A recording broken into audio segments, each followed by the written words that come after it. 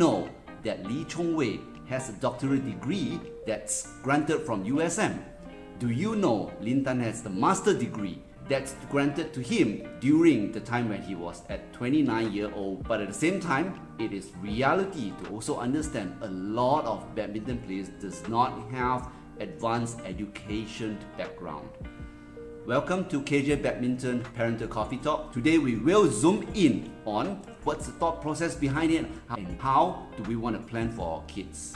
Excelson's participation in tournaments starting from 2009 when he is at the age of 15. He is already participating in the Denmark Open. Eventually in year 2010 and of course subsequent years you would see increasingly he is participating in many tournaments in the international scene. With those tight schedule and the training behind the scene before he is able to qualify, do you think it is possible to continue his studies, get into the degree and so on? Short answer is no, not humanly possible.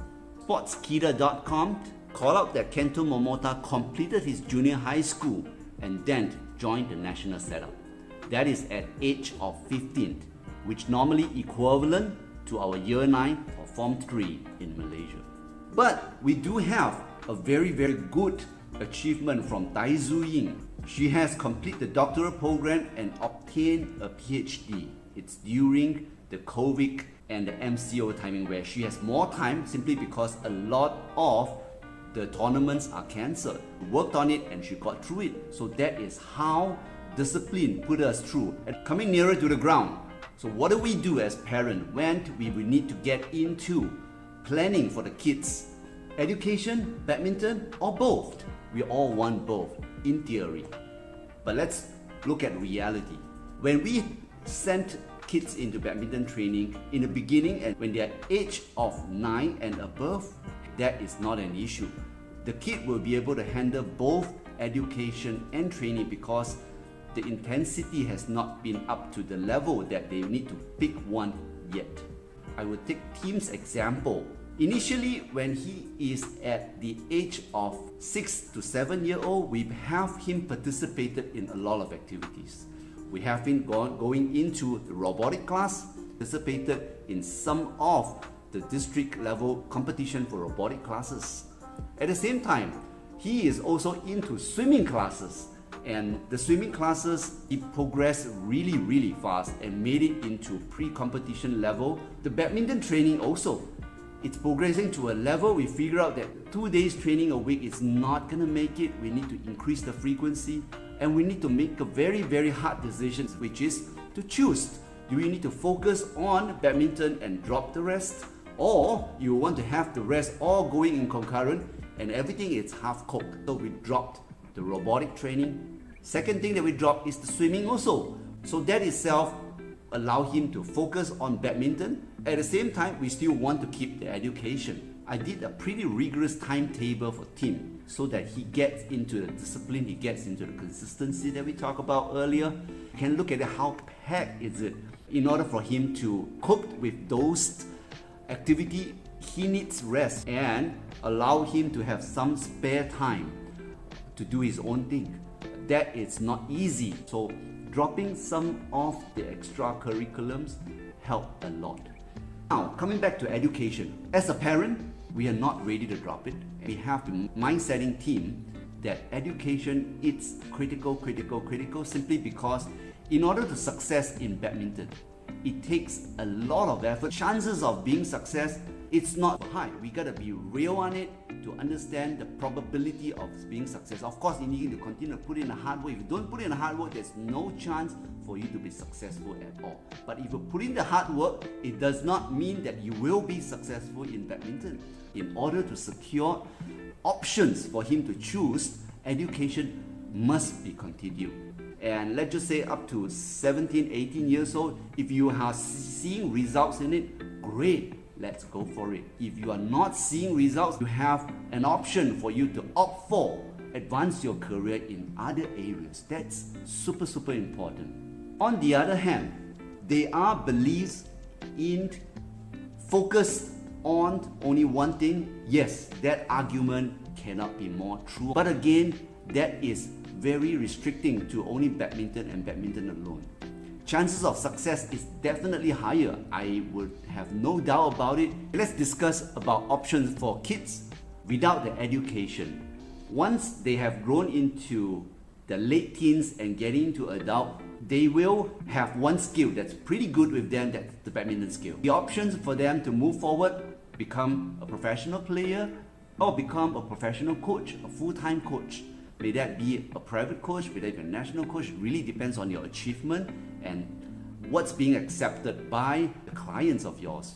Of course, you can still explore into areas like gyms, instructor, nutritionist, sports science relevant idea, but you will need a qualification in order to do that section of it.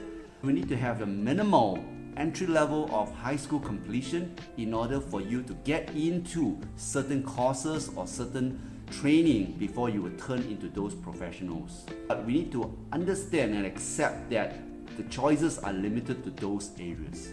One idea that I have came across by talking to one of the parents is to allow the kid to continue their education at the same time doing the badminton training in parallel until they would complete their high school. And with that, spare 2 years, allowing the kids from that point onwards to focus full-time on badminton, allow him to have 2 years time to see how far he would be able to progress. If he is able to progress further, let's push for it and turn him into professional.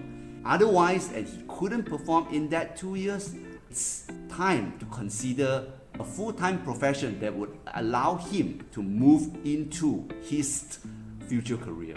So that itself does not take away the potential in him in the badminton area. At the same time, he has secured his minimum entry into other degrees. Obviously, it also takes financial backing in order for him to go forward on that options. One of the success milestones is to have the kids park into the national setup. That's the ABM in Malaysia. Getting into a national setup is great, but again, you will also need to calculate the risks that they would not be able to sustain in there if they are being taken in at a too early a stage. For example, some of the kids that's being taken into the national setup will be at 13, 14, they will be dropped off at 15, 16, 17 years old. That actually means that they got in there, they go through the training with the end in mind that they want to turn professional one day for many different reasons. The national setup has chosen to drop them from the squad. That itself, it's happening and it's real. But if it's being dropped, we need to consider on how do we handle the education from that point onwards, or do we still want to continue the badminton training outside the national setup? It is both possible and it is both doable. Let the kids choose at the end of the day. It is their future. Remember, it is not our future. As parents, we don't own their future, but what we can do is to provide them with options. In conclusion, I would want to summarize saying that it is no right or wrong in the path that we have chosen. But as parents, if we can provide them with more options, that is an advantage. Have a serious conversation with the kid when it comes to the crossroad, understanding what their need, what they hope for their future. Tell them and share with them, illustrate the differences between a badminton life in your future versus other options is available. Share with them what's the possible outcome, what can or cannot be different if you make this decision. Allow them to choose, think deep and choose. Once chosen, stick with it, go execute. It takes a lot of effort, a lot of determination to move forward once the decision is made. If you have not done so, please help me to subscribe, share and like the video. I would really appreciate it. And for those of you who think this will help at least some of the friends that you are seeing, forward it to them, let them know and share with them. Thank you very much for your support.